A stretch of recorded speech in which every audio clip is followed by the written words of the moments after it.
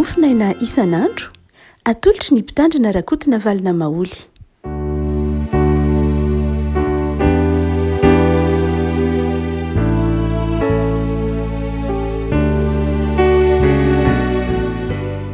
Ampifaliana ravana no hiarabanantsika tratra ity alakamisy fa 5 ny volana jolay ity. Ny mofinaina voalahatra hoantsika dia ny bokin'ny Salamo 3:20.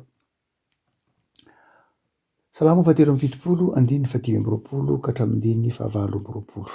Amin'ny anaran'i Jesosy.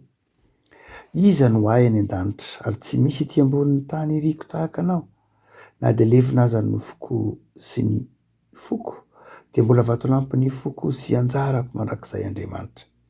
Fa indro very izy alavitra anao, ary inganao izay rehetra mijangajanga mahafoy anao.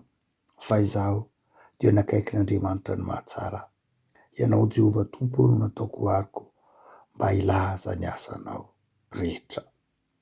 Ray masino manamasinana ny fahamarinana ny teninao no fahamarinana. Amen.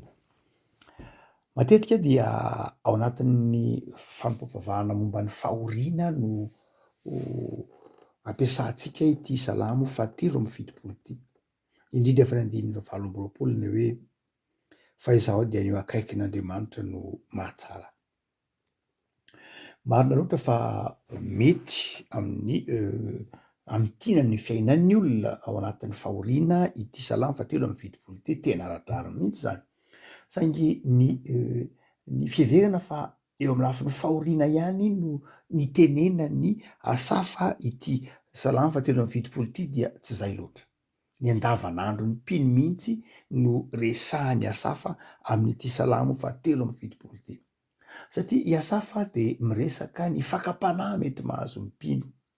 I asafa dia miresaka ny fitaovam-piadiana na koa ny fitaovana hoentin'ny mpino miatrika ny fakapanahy.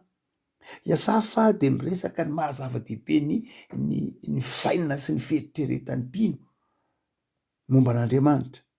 Ary dia ny tapany fara-mandehana 5:20 sy ny 5:20 dia iresahany asafa manokana lafin-javatra roa mazava tsara.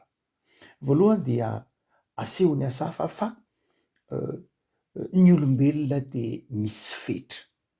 Misy fetra. Amin'ny zavaboary rehetra ho isika indray maka efa niresaka teto, dia ny olombelona ihany no mahafantatra fa mety maty izy. Ny biby tsy mahafantatra hoe mety maty izy. Ny olombelona zany mahafantatra ilay ataontsika amin'ny teny frantsay finitude, mahafantatra ilay fetrany, ilay farany, mahafantatra ny hoe hatraiza ny fetrany. Izay ny biby tsy mahafantatra an'izany. Ary dia eto dia asehon'ny Salamo amin'izao ny asafa amin'ny Salamo zany fa ny olona dia mahatakatra tsara ny mpino fa manapetra izy. Ny fiainany, ny zakany, ny zakany ainy, ny zakany eritreriny, ny fiainany dia manapetra. Izy manao hoe mety levina ny nofo sy ny fo. Mandrakariva moa tsika miteny manao hoe ny testamenta taloha dia rehefa miresaka olona dia miresaka ny olona zany dia zarainy roa tsotra fotsiny ny olona amin'ny ankapobeny. Dia ny olona nofo, bashara hoy ny teny hebreo, sy ny olona fo, lay leb, zany hoe lay fo io dia ilay fo zay mirakitra ny fanahy, ny fo zay mieritreritra amin'ny testamenta taloha dia tsy ny loha loatra ny mieritreritra fa ny fo. Zay mahatonga teny hoe fisainan'ny fo. Ny fanahy dia ao anatin'izay nofo bashara sady ao anatin'izay fo laiba zay azo ilazana azy. Fa mizara roa ihany ny teo amin'ny Jiosy dia amin'ny ankapobeny itsika teo dia ilay olona nofo sy ilay olona fanahy na ilay olona mieritreritra sy ilay olona miasa. Tsy dia miavaka loatra ny azy ny hoe saina sy fanahy. Ny testamenta vaovao i Paoly no manomboka eo amin'ny Paoly izay nolovaina tamin'ny toe-tsaina grika no nanazava fa ny olona dia trinaire, zany hoe ny olona dia vatana saina fanahy, vatana soma, saina psike ary fanahy pneuma. Mazava tsara avatry Paoly amin'ny Tesalonianina. Eto zany dia manafatra izay asafa miresaka manao hoe raha miteny hoe levina ny nofoko sy ny foko dia levina ilay olona manontolo ilay mahaizà. Mety levina io na izà zany lay maha olona feno dia mety levina. Ary rehefa levina io dia izao tsy mampanina fa mbola vato lampiny ny foko sy anjarako mandrakizay Andriamanitra. Rehefa eto zany a de ity tononkirany Iasafy ity de mitaona antsika atoky, mitaona antsika iorona ao amin'ilay vatolampy dia Andriamanitra. Vatolampy raha jerena ty amin'ny testamenta vaovao de Jesosy lay tandindon'ny Jesosy lay vatolampy mivoaka rano any amin'ny bokin'ny Exodosy, Jesosy lay vato tsara, lay vatolampy zany dia eto de miteny hoe mbola vatolampy ny foko de zao ao amin'ny Jesosy ny tena iorenan'ny mpino, ka mahatonga mpino tsy ho kivy ao anatin'ny fetrany, ao anatin'izay mety ho fahatazanan'ny fetrany, dia ao amin'ny Jesosy no mahatonga antsika tsy kivy ao anatin'ny fetratsika. Misy fotoana ankehitritsika manapetry tsika tsy manam-bola de fantatsika amin'ny fetra hoe rimba zavatra tiako ry saingy tsy manam-bola, zay le fetra. Za mba te hanao zavatra ohatran'izao saingy indrisy fa tsy salama. Za mba te hanome ohatran'izao fa tsy afaka. Za mba te hanao zavatra ohatr'izao fa tsy tafavoaka. Tazantsika izay fetra izay, tsapantsika izay fetra izay, de aiza no ahafahantsika mihoatra izay fetra izay, ahoana ahafahantsika mandresy an'izay fetra izay ao amin'ny Jesosy. Rehefa ao amin'ny tompo isika de voalohany tsy kivy amin'ilay fetratsika, tsy ndry tsy manam-bola zany de kivy, nandry tsy salama zany de miraviravy tanana, nandry tsy nahomby zany de ory. Ny olona ny fetratsika tsy mahatonga antsika ho kivy fa mahatonga antsika hiantoraka amin'Andriamanitra. Ary io fetratsika io zay ndraindray ambaram-pola hoe mety ho fahalemena koa aza de fetra, dia manjary tonga herintsika indray izy io rehefa herintsika eo amin'Andriamanitra. Zay mahatonga ny Paoly ny tena manao hoe ny fahalemeko angeno manjary fahatanjahako. Zany hoe ity fetrako ity de tsy mahasaka anahy zany io. Lay fetrako, lay limitiko de tsy mahasaka anahy tsy hanompo mihitsy. Satria etiko ao amin'izy le izy, etiko ao amin'ny Jesosy le izy. Rehefa entinao amin'Andriamanitra io fetranao io, mety ho tsy fahaizanao, mety ho fetra ara-batana, ara-pahasalamana, Mosesy nge navita ny ohatran'izany fetran'izany, badalely izy. Araka ny teniny hoe za nge tsy votsavavy. Paoly nge tsy salama, Paoly nge olona tsy salama maso, zay natonga ny Luka niaraka tamin'ny Paoly. Fa ty Paoly de tsy salama, dokotera ny Luka. Ry Petera nge katambany vohitra mpanarato nefa nanoratra nitoro filazantsara negana ny toerana maro samihafa, nampiasa teny grika sy ny sisa rehetra. Zany hoe rehefa ao amin'ny tompo isika de tokony tsy ho kivy eo anoloana ny fetratsika, fa ny tompo no mitantana antsika, vato lampy antsika ka mahatonga antsika tsy ho rery, tsy ho kivy, tsy resy ao anatrehan'ilay fetra. Ao anatin'ilay fa nataon'Andriamanitra fetra itsika, fa nataon'Andriamanitra manapetra isika na ny fiainantsika na inona fa matiantoka isika raha mijanona amin'iny fetra iny, fa nomen'Andriamanitra vahaolana isika de ao aminy, ao amin'ny Jesosy, ao amin'Andriamanitra, ao no ahafahantsika misongona sy mitsambikina mihoatra izay fetra izay, ka afaka hitenenantsika tahaka ny Paoly manao hoe za ange mahay zavatra rehetra amin'ny alalan'ilay tia. Zany hoe tsy ray fetrako tsony ny zava-dehibe fa Jesosy no mitondra hitsambikina hihoatra ilay tia, Andriamanitra mahatonga mihoatra n'ilay fetra. Zay mahatonga Iasafy eto mitovy fijery tsara mihitsy amin'ny testamenta vao manao hoe na de levina nofoko sy ny foko de mbola vatolampy ny foko sy anjarako mandrakizay Andriamanitra. Zay afaka engane isika mpino mamaky bokin'ny Iasafy ity, salamin'ny Iasafy ity de tsy ary fa ao amin'ny tompo no anananao fahafenona, ao amin'ny tompo no ahafahanao mandroso ao anatin'ny sarotra, ao amin'ny tompo no ahafahanao mandroso ao anatin'ny vato misakana isan-karazany, ka tsy mahasakana anao androso, tsy mahasakana anao faly, tsy mahasakana anao hideran'Andriamanitra zay mety ho karazan-javatra mibambahana anao tsy ahafahanao mandroso amin'ny fitiavana sy ny famporon'Andriamanitra. Fa ny faharoa sady farany dia manamafy Isaia manao hoe raha tsorona Iasafy azafady manao hoe fa izaho dia ny eo akaikin'Andriamanitra ny mahatsara. Iasafy amin'ity andininy ity de miteny manao hoe saika solafaka lahany-tiako nahita ny ratsy fanahambinina. Iasafy de miteny an'izany ary amin'ny andininy faharoa fa izaho dia saiky ny bolasitra ny tongotro saiky solafaka ny diako satria nialina mipreary aho raha nahita ny fiadanany ratsy fanahy. Zany hoe rehefa nijery zany izay ampamina Iasafa rehefa nijery ny fiainany ny fiarahamonina izy andavanandro ny fiarahamonina de hoe Iasafa manao hoe ary jereko ny ratsy fanahy lahy toatra miadana ny preareto toatra milamina ny fiainany ny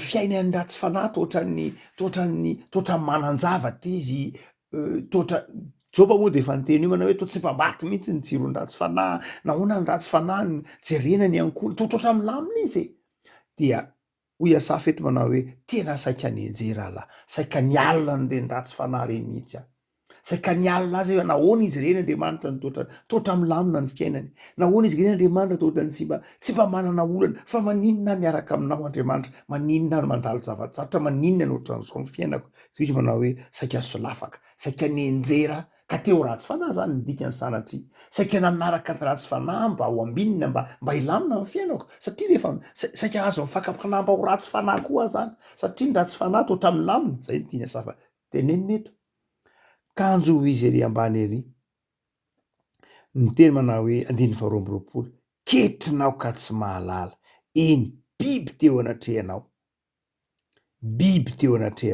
zany hoe saika nienjera fa kay zavapoana ny fahasambarany ratsy fanahy ay ny fahasambarany ratsy fanahy tsy fahasambarana ho Iasafa fa sarotsaro-pahasambarana tsy eo amin'ny toerany fotsiny ianao de retinao hoe sambatra izy fa rehefa mijery ny toeranao de zao hitanao ho fahasambarana mandalo vetivety tsy tena fahasambarana tsy tena fifaliana fa ketrina hoy Iasafa fa izao ny tena izy kay ho Iasafa ny eo akaikin'Andriamanitra ny mahatsara zany hoe Iasafa zany de resy lahatra fa kay ny mahasambatra tsy ny materiel kay ny mahasambatra tsy lay zavatra hita masony ny ratsy fanahy kay tsy iny mahasambatra ho Iasafa fa ninona ny eo akaikin'Andriamanitra afaka malala safidy zany le izy safidy ny hoe ny eo akaikin'Andriamanitra kay mahatsara atsika fa rehefa eo akaikin'Andriamanitra atsika dia izy no aro ho antsika rehefa miteny hoe aro eo dia tsy hoe aro amin'ny fahavalo ihany fa raha tsorina dia Jehova tompony fahafenoko no manome azy zay ilaiko afaka malala ny tontolom-piainantsika amin'izao andro ankehitriny zao de tontolom-piainan'ny materialisme tontolom-piainan'ny rendrarendra tontolom-piainan'ny fisehosehoana tontolom-piainan'ny ny zavatra manitona ny maso manitona ny saina ny zava-baovao isan-karazany tsy nitsahatra mivoaka isan'andro ny zava-baovao tontolom-piainan'ny ny varotra ka manjary etam-barotra avokoa ny zavatra rehetra na ny olona azy de manjary etam-barotra fantatsika fa rehefa ao anatina société de consommation asika tahaka izao henantsika zao de zao mety ho etam-barotra daholo ny zavatra rehetra ary na ny olombelona ary ny fahaizan'ny olombelona ny fahendren'ny olombelona de mety ataon'ny olona ho etam-barotra ary ao anatin'izany tontolon'ny société de consommation na ny tontolon'ny ny fihinanana sy ny tontolom-barotra izany de zao misy olona tena tavela misy olona tsy tafiditra ao anatin'izany dia hoarina tahaka ny ataontsika hoe tsy olombelona mihitsy aza dia raha ohatra ka tsy manana ny tompo isika de manjary tonga amin'ny tenin'ny Iasafa hoe lasa mialina ny preare lasa mitsiriritra lasa mitsiriritra ary mety mieritreritra mihitsy ary mety manana marodrefy mihitsy manao hoe tena tsy sambatra Jesosy fa tsy manana an'izao tena mijaly a Jesosy fa tsy mba mahita an'izao tena ory a Jesosy fa tsy mba manana an'izao de hoy Iasafa aminao tandremo aza mialina ny ratsy fanahy marina loatra fa tsy hoe zay rehetra manana an'izany rehetra any akory de ratsy fanahy sainatriny zany fa omen'Andriamanitra ny tsara fanahy zany araka io andininy io fa raha tsy eo aminao zany de zao mahatoky fa ny eo akaikin'Andriamanitra ny mahatsara anao eo akaikin'Andriamanitra ny mahatsara anao fantaina petraka fotsiny zany de ny hoe zavy eo akaikin'Andriamanitra sa tsy eo akaikin'Andriamanitra fa rehefa eo akaikin'Andriamanitra ianao de ny tompony ho iaro anao ho Iasafa ny teny hoe iaro de zao ny tompony ho anome anao ny sahazanao ny tompony ho anome anao zay ilainao ary nytoyin'izay dia izao lasa vavolombelon'ny tompo ianao hilaza ny asanao rehetra. Ny olona izay mahatsiary hoe eo akaikin'Andriamanitra ka arovan'Andriamanitra omen'Andriamanitra azy izay ilainy dia izao manjary vavolombelon'Andriamanitra. Izy Andriamanitra tsy manala baraky ny azy, tsy manala baraky ny azy zany Andriamanitra, sanatria dia sanatria. Ny an'Andriamanitra rehefa azy dia arovany, rehefa azy dia tafiany voninahitra, rehefa azy dia hatramy farany izy. Tia azy. Beriberiny Jaona io. Andriamanitra rehefa tiany azy eto amin'ity zao tontolo zao dia tiaviny hatramin'ny farany azy. Io tsy misy hoe tsarasa ratsy fa rehefa tian'Andriamanitra ny azy dia arovany hatramin'ny farany. Tezay ny bebaka, tezay no masina, anariny rehefa tia azy Andriamanitra. Rehefa tianao Andriamanitra satria anao nanolo-tena dia izao matokifa miaro anao izy. Ary rehefa tianao izy dia aniraka anao ho vavolombelon'ny asan'Andriamanitra. Afako ity salamo fatelo amby fitopolo ity tsy hita hoe mamitina ny andavanandro ny mpino. Rafitinina, inona ny tokony ho andavanandronao? Ny andavanandronao dia izao fahatokiana an'Andriamanitra, aza-kivy amin'izay zavatra tsy vitanao na tsy anananao, aza-kivy amin'izay ezaka nataonao ka tsy lavorary.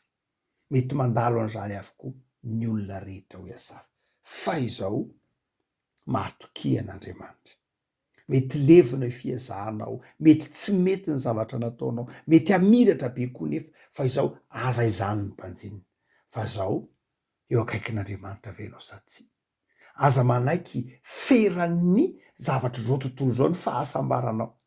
Aza manaiky hoy amin'ny teny frantsay hoe conditionné, aza manaiky conditionné ny mialatsiny amin'ilay vombolana hafahafa ny zavatra eto amin'izao tontolo zao ny fahasambaranao manao hoe satria za tsy manana an'ity dia tsy sambatra, satria za tsy tojo an'izao dia tsy miadana, satria za zao dia tsy manana fifaliana. Tsia azonao atao ny mifaly raha tsy efa mifaly mihitsy azy ianao, satria eo akaikin'Andriamanitra dia mandehana lazaovy ny asan'Andriamanitra, ambarao amin'ny olona rehetra fa tsara Andriamanitra, andramoka izaho fa tsara Jehovah. Hoy ny salamo fa 4:30 mandehana rehefa miona amin'ny tompo ianao, rehefa avy nifandray tamin'ny tompo ianao ka mahita ny fahatsaran'Andriamanitra dia mandehana lazao n'izao tontolo izao fa sambatra azy eo akaikin'Andriamanitra, ary very zay rehetra lavitra an'Andriamanitra, very zay rehetra mijangajanga mahafoy ianao. Hoy ny filazany Iasafaty hoe izay rehetra miala aminao, tika teny hoe mitsangajanga eto teny hoe mijangajanga mahafoy, hoe manompo sampy miala amin'Andriamanitra, manompo vorana, manompo voninahitra na manompo materiel. Dia izao very zay rehetra manompo an'ireny fa Andriamanitra tompony. Hoy Asafa. Vavaka sika tompo amin'izao zahay efa asehonao aminay ny marina, efa asehonao aminay zay tsara dia ny eo akaikinao Andriamanitra. Eo akaikinao Andriamanitra no antoky ny fahombiazanay sy ny fifalianay, ny fahasambaranay. Very zay rehetra mahafoy anao, very zay rehetra miataka aminao, very zay rehetra mieritreritra fa ny fahasambarana dia izao hita maso zao ihany, zay ananana, zay hitafina, fa ny eo akaikinao ny mahatsara anay. Tompo dia misaotra anao zahay no ny afatra fampahirezana amenao anay amin'ny alalan'ny Asafa, dia ataovanay Andriamanitra ny hotianao, ataovanay Jesoa ny miankina aminao mandrakariva, ataovanay ny resy lahatra fa eo anilanao ny mahatsara ny fiainanay. Misaotra noho ny amin'ny vokatry ny asanay, misaotra noho ny amin'ny fitahim-pahasoavana omenao anay, misaotra noho ny amin'ny fizotra miandalana fanadinana baccalauréat, dia mahatoky izay tompo fa ny saina omenao anay, mbola hitondranao anay, tsy ny herinay natanjakay, no ahafahanay mifaly, no ahafahanay mahatanteraka ny asa izay tianao ampanaovina anay, fa ny saina omenao. Dia tahi tompoany toy ny fiainanay amin'izao herinandro mbola mitoy izao, salamy zahay, mihoe sy tanjaka, mivedanam-po sy fifaliana, ary rakofo ny ranao mba ho vavolombelonao hatrany ao amin'i Jesosy zanakao. Misaotra tompo tianay io. Amen.